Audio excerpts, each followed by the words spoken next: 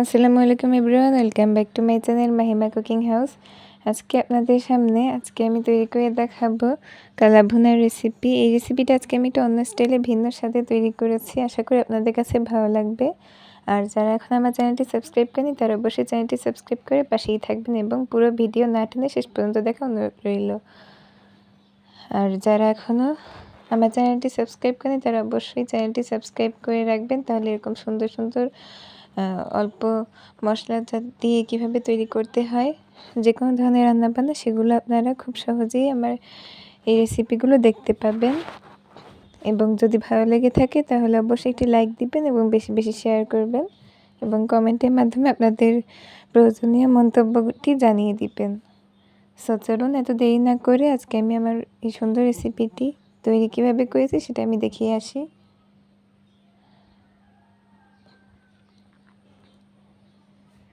ফার্স্টেই আমি এখানে গরুর মাংস নিয়ে নিয়েছি, মানে হাড্ডি, তারপরে মাংস সব কিছু সহ একসাথে নিয়ে নিয়েছি। তারপরে আমি এখানে আদা রসুন বাটা 2 টেবিল চামচ পরিমাণ দিয়ে দিয়েছি একসাথে। তারপরে হলুদের গুঁড়ো দিয়ে দিয়েছি পরিমাণ মতো। তারপরে লাল মরিচের গুঁড়ো দিয়ে দিয়েছি এখানে প্রায় 2 চামচের মতো, আপনাদের স্বাদ অনুযায়ী দিয়ে নেবেন। এরপর এখানে স্বাদ মতো লবণ দিয়ে দিয়েছি। এরপর এখানে ধনিয়া গুঁড়ো দিয়েছি, জিরা গুঁড়ো দিয়েছি হাফ চামচ পরিমাণ করে।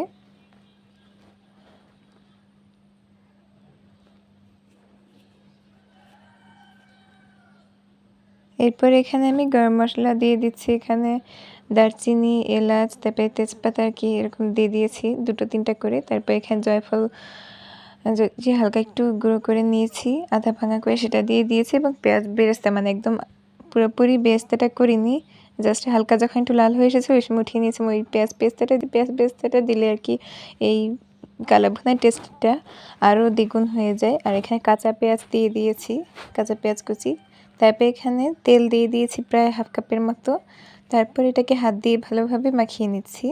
এটাকে ম্যারিনেট করে দিয়ে প্রায় 30 থেকে 45 মিনিট এরকম মতো মানে ঢেকে রেখে দিয়েছি আমি।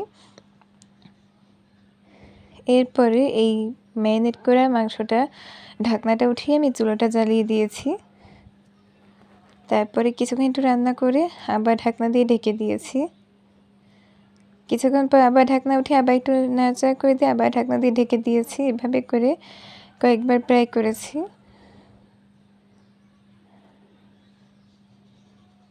এবারে ওইদিকে মাংসটা হয়ে যাচ্ছে আর এদিকে আমি ফ্রাই প্যানে তেলটা একটু গরম করে নিয়েছি। এখানে আমি সরিষার তেল দিয়েছি। তারপরে পেঁয়াজ এরকম 4 কোনা চৌকো চৌকো করে মিডিয়াম শেপ করে কেটে নিয়েছি এবং রসুন কেটে নিয়েছি গোল গোল করে। আর তারপরে এখানে শুকনো মরিচ দিয়েছি 2-3টা আর তেজপাতা এখানে একটা ভেঙে দিয়ে দিয়েছি। এগুলোকে আমি একসাথে হালকাভাবে একটু ভেজে নিব, যেহেতু আমি একটু অন্য স্টাইলে করে দেখাচ্ছি এর জন্যে। তারপরে এই মাংসটা দেখতে পাচ্ছি উপরে তেল উঠে গিয়েছে। তারপরে আমি এই যেটা আমি ভেজে নিয়েছি যেই মশলাটা, সেই মশলাটা আমি এর উপরে তেল সহই দিয়ে দিয়েছি। তারপরে আমি ঢেকে দিয়েছি কিছুক্ষণের জন্য। তারপরে কিছুক্ষণ পরে ঢাকনাটা উঠিয়ে আবার একটু ভালোভাবে নেড়েচেড়ে দিয়েছি এবং এর উপরে কাঁচা চৌকো করে কেটে রাখা পেঁয়াজটা দিয়ে দিয়েছি, মানে পুরোপুরি কুচি না, একটু হালকা 4 কোনা করে কেটে রেখেছি সেটা দিয়ে দিয়েছি ভালোভাবে এটা। এরপরে এখানে আমি গরম মশলা গুঁড়ো দিয়ে দিচ্ছি লাস্ট মুহূর্তে। তারপরে ভালোভাবে এটাকে নেড়েচেড়ে আবারও ঢেকে দিয়েছি। তারপরে কিছুক্ষণ পরে আবারও এটাকে উঠিয়ে নিয়েছি। এটাকে কিন্তু বারবার একটু পর ঢেকে দিতে হবে বা একটু উঠিয়ে নেড়েচেড়ে দিতে হবে, নাহলে কিন্তু নিচে লেগে যেতে পারে।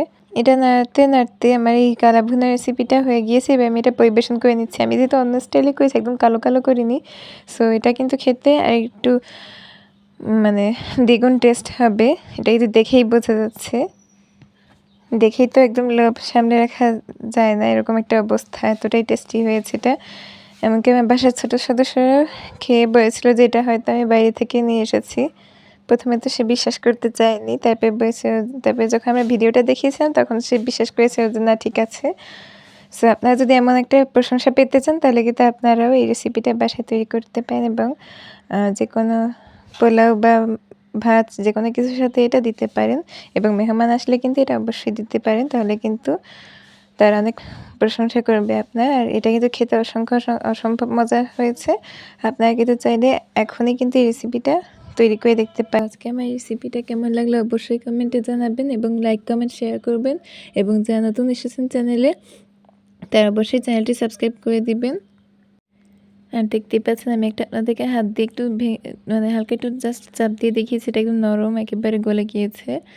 সো এরকম সুন্দর রেসিপি আরও পেতে চাইলে অবশ্যই কিন্তু চ্যানেলের সাথে থাকতে হবে, চ্যানেলটি সাবস্ক্রাইব করে রাখতে হবে, তাহলে কিন্তু আমার এই সুন্দর সুন্দর রেসিপিগুলো আপনারা পাবেন। সবাই মতো এখানে বিদায় নিচ্ছি, সবাই ভালো থাকবেন, সুস্থ থাকবেন, আল্লাহ হাফেজ।